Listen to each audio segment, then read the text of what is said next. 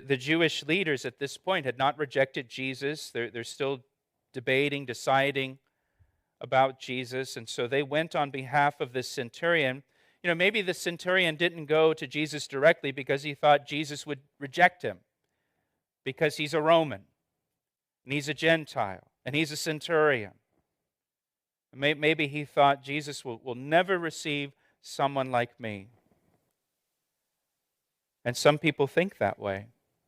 Some people think Jesus would reject me if I came to him because of my past or because of what I've done or what I'm involved in or who I am. He would just turn me away. I can't go to Jesus. Listen to this, John chapter 6, verse 37. Jesus said, listen, whoever comes to me, I will never send away. Whoever comes to me, I will never send away. What a promise. Whoever comes to Jesus, he'll never send them away. If you're a whoever, you can come to Jesus Christ.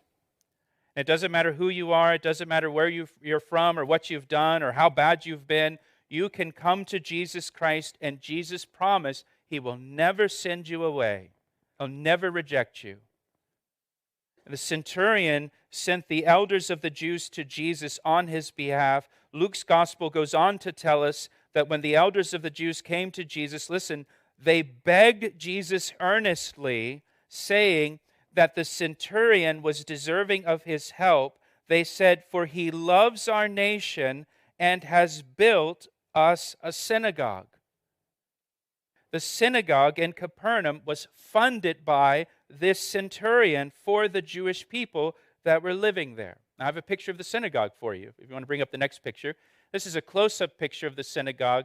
I'm showing you this picture because the white stones are a synagogue that was built in about the 4th century A.D., but it was built on the foundation of the original synagogue that was there in Jesus' day. So those black basalt stones at the bottom there, the foundation, that's the foundation of the original synagogue that Jesus taught in and worked miracles in. That's the foundation of the synagogue that the centurion in our passage built for the Jewish people.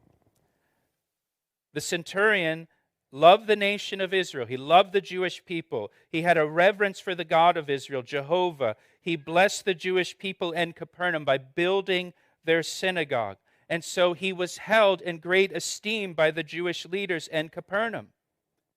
In Genesis chapter 12, verse 3, God promised Abraham that he would bless those who bless you. God will bless those who bless Abraham and the descendants of Abraham, the Jewish people. This centurion fell under that blessing aspect of the covenant with Abraham. He's blessed the Jewish people, and so God promises to bless him. The elders of the Jews went to Jesus on behalf of this centurion, and they conveyed his message in verse 6, saying, Lord, my servant is lying at home paralyzed, dreadfully tormented. Now this word translated servant in verse 6, if you're taking note, it literally means young child. Young child. So this is a young child that has been paralyzed and is dreadfully tormented. We don't know what happened to this child. We don't know if there's been an accident that has caused the paralysis. We don't know if it was some kind of viral infection that has caused this paralysis. But he's paralyzed. He's in severe pain. And this centurion, again, he's heard about Jesus. He's never seen him himself, but he's heard about this guy named Jesus who can heal people. He doesn't know him personally, but he's heard of him. So verse 7, Jesus said, well, I'll come and heal him. And the centurion answered and said, Lord, I am not worthy that you should come under my roof, but only speak a word, and my servant will be healed. For I also am a man under authority. You should underline that word authority. Having soldiers under me, and I say to this one, go, and he goes, and to another, come, and he comes, and to my servant, do this, and he does it. This centurion says, hey, I'm not worthy that you should come under my roof. Now, why does he say that? In the culture, Jewish people did not go into the homes of Gentiles. If you're a note taker, when the religious leaders brought Jesus to Pontius Pilate, the night of his arrest, they bring him to Pontius Pilate to condemn him.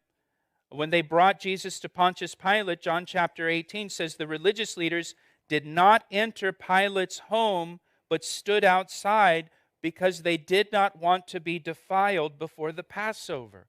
They didn't go in his house. As they're betraying the Messiah, they're careful to keep themselves from becoming ceremonially unclean, as they're seeing to the death of Jesus. In Acts chapter 10, when Peter went to the house of Cornelius, Peter said to Cornelius, "You know it is against our laws for a Jewish man to enter a Gentile home like this or to associate with you." So the centurion says to Jesus, "Hey, I'm not worthy that you should come under my roof. I'm a Gentile, you're a Jew, but only speak a word and my servant will be healed." I love that verse. Only speak a word and my servant will be healed. I mean, many of us here probably have family members and friends that we're praying for. And how often do we pray, "Lord, just speak a word. Jesus, just speak a word from heaven and heal them." Or, "Jesus, just speak a word and save them. Just speak a word and turn their heart back to you." The centurion was a man who understood authority. As a Roman centurion, he himself was under the authority of Caesar, and so he could say to a soldier, "Go," and the soldier would go, and to another, "Come," and the soldier would come. He had authority, and he recognized that Jesus had authority, that power had been delegated to Jesus.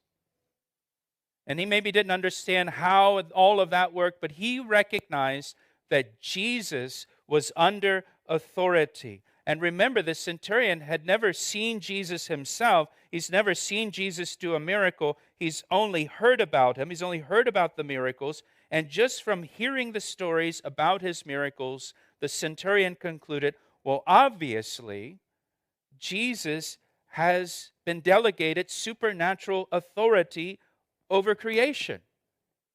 Jesus commanded sickness and disease to leave people's bodies. He commanded healings. He commanded physical restoration to people. He's casting out demons. He's cleansing lepers. And this centurion says, well, clearly, creation is subject to him and his power. He has authority over everything.